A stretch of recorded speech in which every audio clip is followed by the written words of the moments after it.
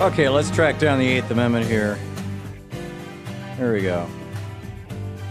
VIII. Excessive bail shall not be required. Welcome back to the program, by the way. Nor excessive fines imposed, nor cruel and unusual punishments inflicted. That's it. It's one sentence. So what would be a cruel or unusual punishment?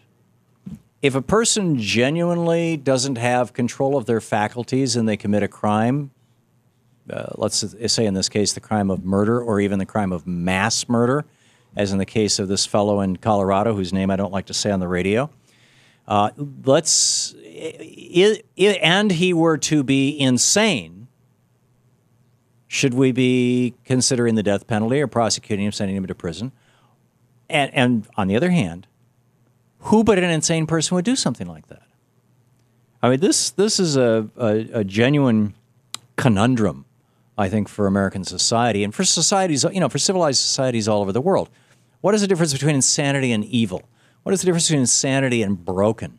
What is the difference between insanity and damaged?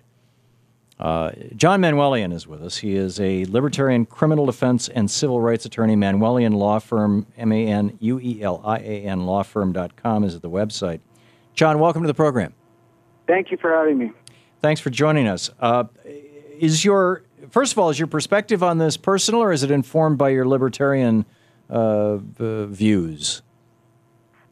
That would depend on you, Tom. You tell me. I'll tell you my experience. Okay. I've been doing this for 11 years, and I've dealt with the insanity issue several times, and competency issues. And when I first started out, I had a very conservative attitude about it. I thought that most of the people that said they were insane were just flat out lying. And you know what?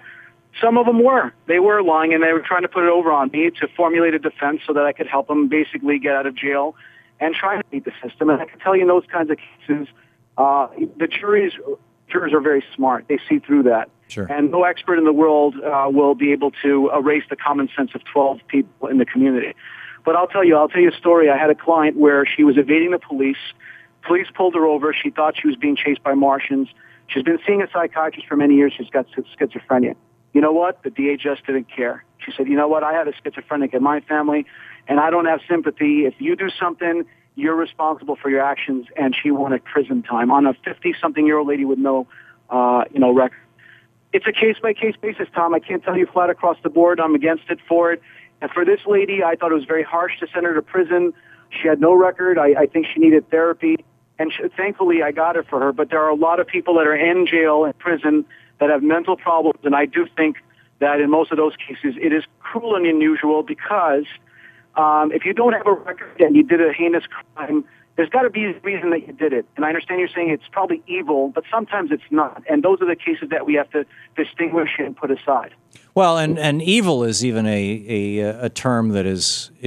John, I don't disagree with you at all on any of this. I don't know if that surprises you or not, but I'm very, very ambivalent about this issue, and I have known people who have committed crimes out of their mental illness, or at least one, and not a major crime, but and I've also known people who are just a little off and have committed crimes like shoplifting and things that came out of what I think is some sort of neurotic need to be noticed or to be accepted, or fill in the blanks, right? We can psychoanalyze people all day long.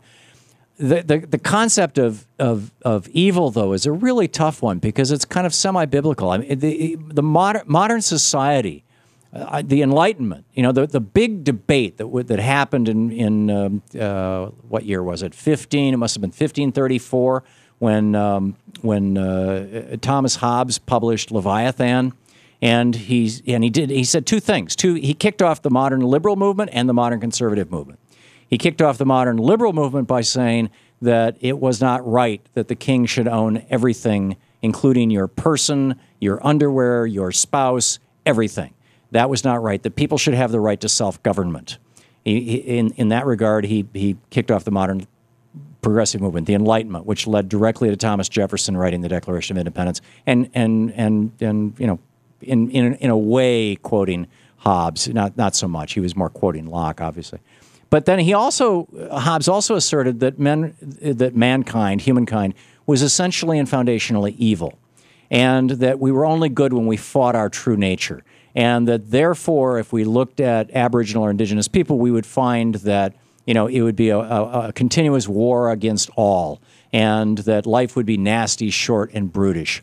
And 40 years after that, John Locke came along and said, no, the essential nature of human beings is to be good, and when we're evil, there's a flaw, either a cultural flaw, an individual flaw, or both. And therefore, we can govern ourselves, and we don't need the iron, to quote Hobbes, the iron fist of church or state. Hobbes wanted there to be a government or a church that had the ultimate authority, the iron fist, because he felt that we were evil. And then Jean-Jacques Rousseau in the 1680s, with his noble savage idea. And of course, Locke, in his second treatise on government in 1674, wrote about life, liberty, and property, that those were essential rights. Jefferson turned that into life, liberty, and the pursuit of happiness. So this is a debate that's been going on literally since we stopped having feudal, F-E-U-D-A-L, political systems that assumed that the king was divinely inspired and had the right to rule. And I don't know how to define evil. Do you? Yes, I think most people would define evil as something that goes against all human instinct, moral instinct, spiritual instinct, and is an act of violence against another human without any reason, logical reason, or discernible reason. I mean, there's always, as you said earlier, there's always a reason. It's just it may not be obvious to us or discernible, but it's got to be acceptable to the norm of the community. That's going into the feudal systems. There were the norms in different areas where, depending on where you lived, and the norms are established based on the community that you lived in. Certainly. And most of the statutes across the country are still like that, such as California. Yeah. No, I don't disagree. But maybe I should have said, I don't know the origin of evil. I don't disagree with your definition of evil, although I think that it's been more, that word evil is more used, typically used as a teleological or a theological argument. Tom, I could tell you I know what evil is. I've represented murderers. I've looked inside murderers' eyes with no defenses, with what we call ice in their eyes, where their souls are black. You could see it in their eyes. Yeah. I've seen it, okay? I've talked to people, and I love defending people, and I'm not saying that all my clients are guilty, but I've represent some heinous people, and I've seen what they've done, right. And really there's no explanation for it other than their lost souls.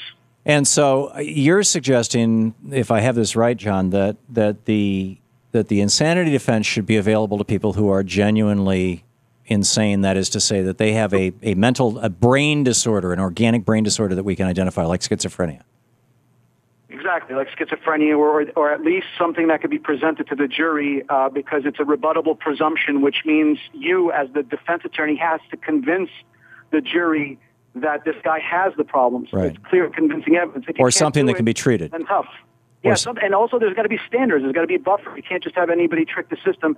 And there are high standards, but unfortunately, with the Colorado shooting now, everybody's second guessing whether or not there should be an insanity defense at all. Yeah, and okay, I'm with you. I think that we should keep the insanity defense. We need to. It seems occasionally that it's abused, but frankly, in order to have it, you have to tolerate a certain amount of abuse. And of course. That's just the cost of it. And doing away with the right because some people abuse it is that's insane. John Manuelian, ManuelianLawFirm.com. John, thanks for dropping by. Thank you, Tom. And for your insights. It's a fascinating conversation.